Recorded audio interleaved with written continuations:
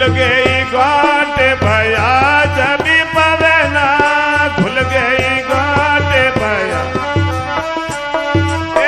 सोगति भैया हमारी सदा भाई पूरे अपने में पायो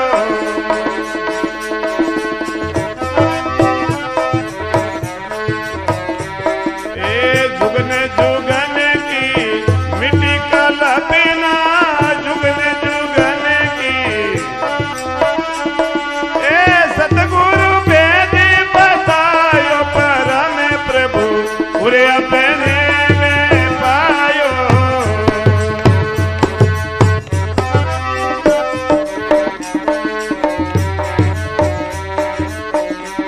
जैसे कंवरी कंठ मुनि भसन जाने कहीं रे गमायो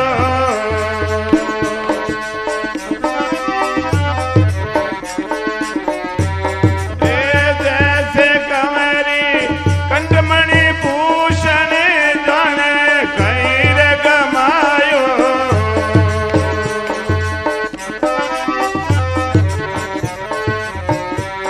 एक सकीने आन के यो जबी एक सकीने मन का भरम मिटायो परम प्रभु पूरे अपने में पायो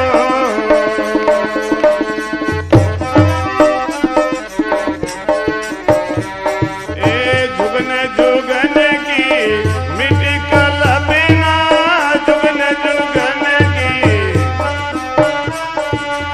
सतगुरु वेद बतायो परम प्रभु पूरे अपने में पायो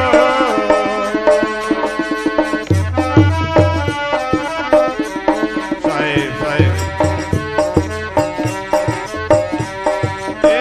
जैसे त्रिया सपन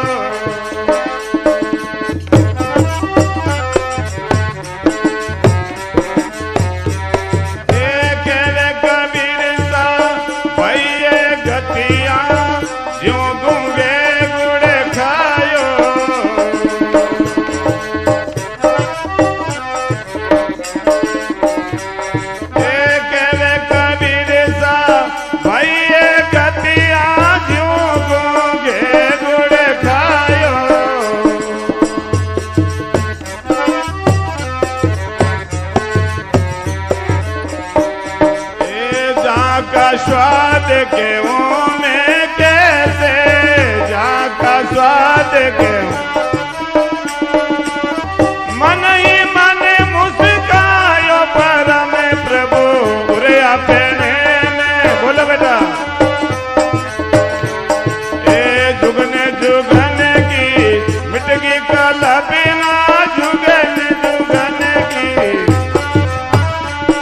ए सतगुरु भेद बतायो परम प्रभु उरे अपने में पायो।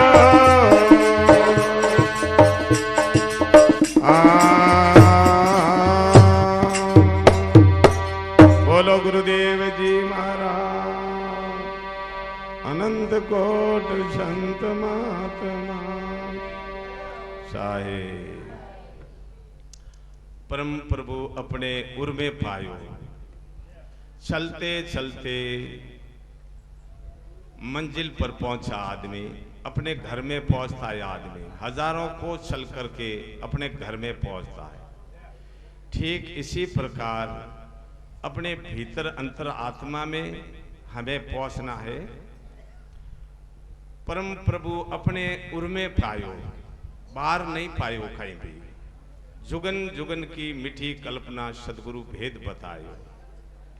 उदाहरण देते हैं, जैसे एक कोई भया बबूला, जैसे गर्मियों की ऋतु में जो बबूला बन जाता है, जिसको बथुड़िया कहते हैं यहाँ पर, धूड़ा उड़ावे भारी, बहुत घुमाव चक्कर करके वो खूब मिट्टी गर्दा उड़ाता है, वही हवा।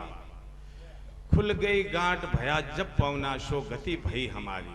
वही चलते चलते फिर एक दिन उसकी गांठ खुल जाती है और वही समानी पवन हो जाता है। तो उदाहरण है, ऐसे कल्पना करते करते एक दिन यही आत्मा अपनी शांत आत्मा में, परमात्मा में आ पहुंचता है। जैसे एक कोई भया बबूला, धूड़ा उड़ावत भारी, खुल गई गांठ भया जब पवना, सो गति भई हमारी। ऐसे सदगुरु कबीर साहब कई तरह से उदाहरणों से, प्रमाण से, सिद्धांत से समझाया जाता है आदमी को। भटके हुए प्राणियों को समझाने के लिए ज्ञान की आवश्यकता होती है। और एक छोटा सा उदाहरण और आगे आ रहा है। जैसे कंवरी कंठ मणि भूषण जाने कहीं गमायो। एक लड़की के बड़े घराने की लड़की है, उसके हीरे मोतियों का कीमती हार था गले में। वही हार था, वो पीछे की ओर चला गया, पीठ के पीछे। तो एकदम वो घबरा गई कि मेरा हार कहाँ गया। हार तो अपने पास में था लेकिन पीछे की तरफ चला गया। तब एक सखी ने कहा कि अरे बहन, तुम क्या कल्पना करती है, क्या खो गया तुम्हारा, बताओ मुझे क्या हुआ। दौड़ रही, हाय हाय कर रही। तब उसने कहा मेरा जो कीमती हार था वो खो गया, पता नहीं कहाँ गिर गया मेरा। तो उसने देखा गले को इधर उधर, तो गले के पीछे ही था हार। तो ठीक इसी प्रकार हम अनंत कल्पों से उस परमात्मा पद के लिए कल्पना कर रहे हैं, जो कि वो परमात्मा हमारे भीतर में विराजमान है। उसको हम भूल गए हैं, उसको पहचान नहीं पाए, इसलिए हम कल्पना कर रहे हैं। फिर दूसरी एक पंक्ति और आई है। जैसे कंवरी सपन सुत खोयो। एक लड़की अपने शिशु को लेके सो रही है और शिशु अपनी छाती के ऊपर घूम रहा है और वो गहरी निद्रा में सो गई और सपन देख रही है कि मैं एक बड़े मेले में घूम रही हूँ और मेरा बालक पता नहीं कहाँ खो गया। वो व्याकुल होके इधर उधर दौड़ रही, अपने बच्चे को ढूंढ रही। हाय मेरा बच्चा कहाँ चला गया, हे बहन मेरा बच्चा गम गया। ऐसे करते करते एकदम झकझक करके आँख खुली तो उसका बच्चा जो उसके सीने पर उसका दूध चूस रहा था। अरे मेरा बच्चा तो मेरी छाती पर है, मैं तो ऐसे कल्पना में भूल गई, सपना देख रही थी। तो वो सपना था, मेरा बच्चा खोया नहीं, मेरे पास में है। ये भी एक सुंदर उदाहरण है। जैसे एक और आगे उदाहरण आया है। हिरण होता है, जो हिरण के नाभि के कमल में एक कस्तूरी होती है, उसमें बहुत बड़ी सुगंध भी होती है। तो वो सुगंध के लिए इधर उधर घास फूस को ढूंढ रहा है कि ये सुगंधी कहाँ से आ रही है। तो एक दिन परेशान होके फिर दुखी होकर के पड़ गया और उसका मुंह सीधा उसकी नाभि की तरफ गया तो नाभि के भीतर में उसकी सुगंधी आ रही थी। जो जिसको वो सुगंध मानता था तो वो नाभि के अंदर से सुगंध आ रही। कह रहे ये सुगंधी तो मेरे पास है, मैं कहाँ कहाँ भटका हूँ जंगलों में, ये तो मेरे ही पास थी। ये भी एक उदाहरण है। इसलिए अपना परम तत्व परमात्मा अपने भीतर में है, अपने हृदय में विराजमान है, अपने विचारों में समाया हुआ है। आगे और कहते सदगुरु, तो कहवे कबीर साहब, भाई ये गतियां जो मैं पीछे कहकर आया हूं यही मेरी ज्ञानियों की गतियां हैं। भाई ये गतियां ज्यों गूंगे गुड़ खाया, ताका स्वाद कहूं मैं कैसे, अब मन ही मन मुस्काया। बोलो सदगुरु कबीर साहब की जय। समय हो गया है।